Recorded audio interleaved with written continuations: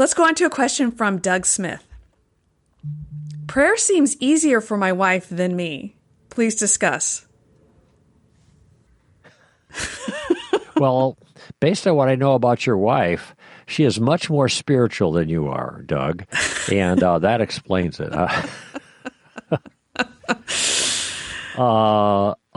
This is very clearly to me a matter of individual temperaments. Now, from what I understand, I've talked about my own. What's the right word? First word that came to mind is struggles with prayer, but that's probably not the most precise. I certainly have written about how prayer is difficult. I've written a number of times about that and how there are things that we can do to make our own individual prayer lives more consistent and more ordered so that they get done. If somebody says, well, working out is difficult. I said, okay, look, don't worry about thinking about working out. First, do this stretch, then do 10 push-ups, and then do some jumping. So if you have a plan, working out isn't quite so difficult. You follow the plan one after another. And so there are things that I've recommended that I've also got from other people and some unique things that I've written about in mentoring letters that many of you have received to help make your prayer lives more consistent and satisfying.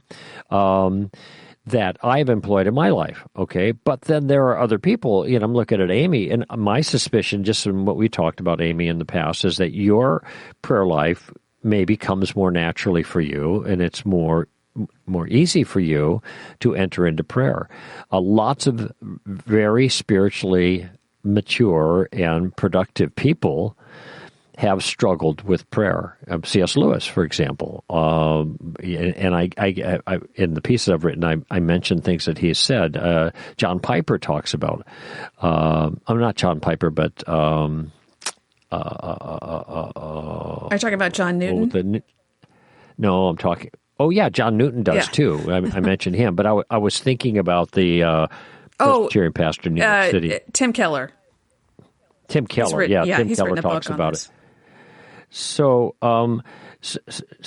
it is a fairly common experience for Christians to struggle, and I think the way I'm trying to remember who put it this way, and maybe it is whether it was Newton or Lewis, but he said, "I'm loath to go to prayer, and then I'm loath to stay once I get there." And for me, prayer is like writing. It's hard to do, but I'm glad when I've done it.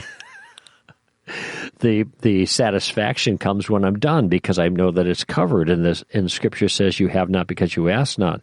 And I even this today in my prayer as I'm driving here, I'm thinking, God, I've prayed about these things that I'm about to mention so many times, but I'm not going to stop asking.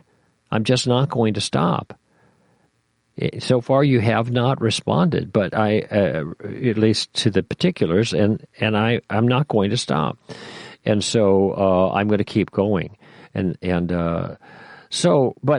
that's me, and it may be Doug, okay, but different people have different personalities, and for some people, it's just prayer is easy. It's just native to their personality profile or something. It's just easy for them. I don't know, do you struggle, Amy, or is it? Would you say it's easier than you've heard me talk about it, or how would you characterize it for yourself personally? Well, this might be helpful to Doug because I've had times when prayer has gone really well. It's been easy. I've looked forward to it. I could sit there for an hour. It seemed really fruitful. I was seeing answers. And then I have times when I just don't want to pray, and I really struggle. So I would not assume that if you're having a hard time right now, that it will be that way forever. I think it's something that changes over time depending on what you're going through and experiencing. Maybe if you're less disciplined, that's something I do find, Greg. When I start off, if I haven't been praying well for a while and I start off again, it's always the hardest at the beginning. But the more you do it regularly, it does come more naturally and easy. But again, if you take a break or you slow down, you gotta start pushing that rock up the hill again. But then as soon as you get going and you're experiencing Sisyphus. it, yes, it does get a little better. And one thing, I also think it waxes and wanes depending on how much hope I'm feeling that God will answer my prayers. I'm not saying that's the way it should be. I'm just saying, just personally, the less you think God is listening or hearing or will change things, the harder it is to pray. And I think we have to figure out why we're praying, what our goal is. But one thing I would say, and this, when I was having a very difficult time several years ago, one thing that really helped me was a verse in Romans 4 when it's talking about Abraham. And here's what it says. This is starting in verse 17. As it is written, a father of many nations have I made you, in the presence of him whom he believed, even God, who gives life to the dead and calls into being that which does not exist. And what helped me was knowing, okay, I don't really think God's going to change this that I'm praying for, but he is the God who calls into being that which does not exist. And if you can just hope in that and hope in who he is, you don't have to hope that he's going to do what you ask, because he might not. He might have no intention of doing that. But if you can hope in who he is, that is the God who calls into being that which does not exist, that is where you can start.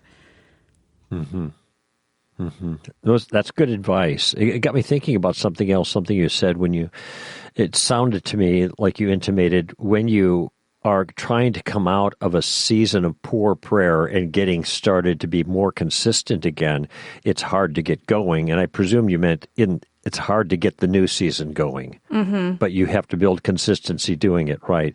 I think it's also in individual occasions of prayer, it's hard to get going as well. And I found for myself, I mean, you have the Lord's Prayer, and that starts with God and his glory. Okay, and I think that's how Jesus instructed us to pray. Father, and hallowed be your name. Your kingdom come. Your will be done on earth as it is in heaven. By the way, when I think about your will be done, it's this moral will, because the sovereign will is going to be done in both places. That means your moral will, your goodness on earth. Well, how's that on earth? Well, I think about my country, and that's when I pray about my country. And also, I think on earth, where is my earth? It's where I put my feet. And the place where I put my feet most meaningfully is in my own home.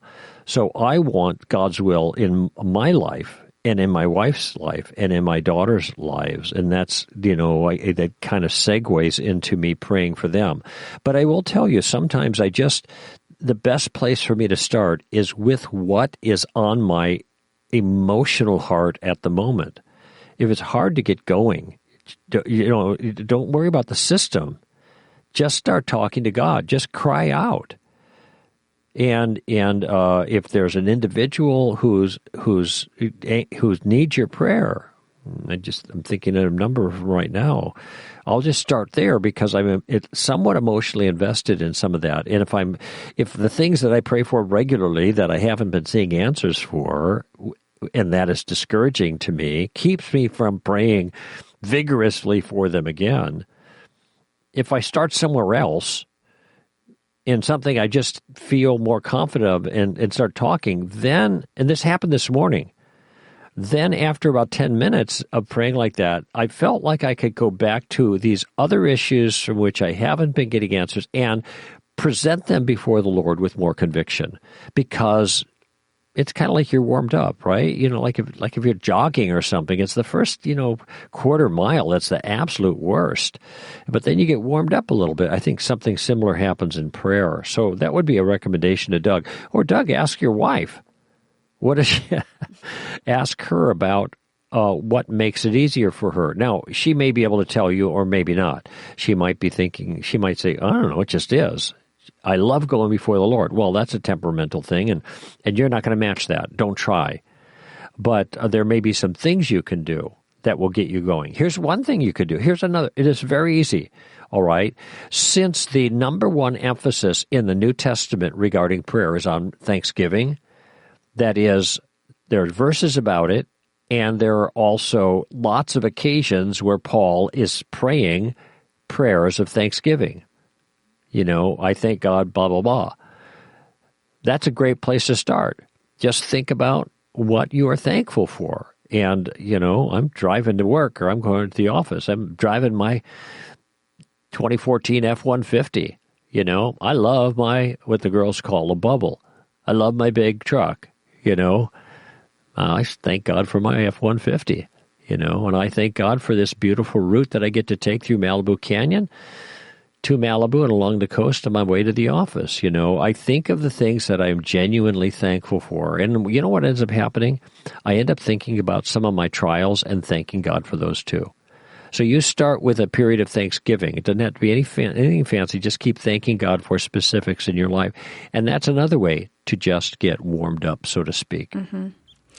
Part of the problem, I think, even though we're regenerated as Christians, we're still fallen people, and there's still distance between us and God. And I think that's also part of the reason why when you leave for a while and you come back, there's that hesitation. You're coming before a holy God. You feel a little bit separated from him. You feel a little bit distant. This is true with any person, any friend that you haven't talked to in a long time. This is a real relationship. And so if you haven't talked to someone in a long time, it'll take a little bit to get warmed up as you're starting to talk. So that isn't all that surprising, I guess. All right. Well, thank you, Greg, for your thoughts. Thank you for your questions. And we look forward to hearing from you. Send in your question on Twitter with the hashtag STRask.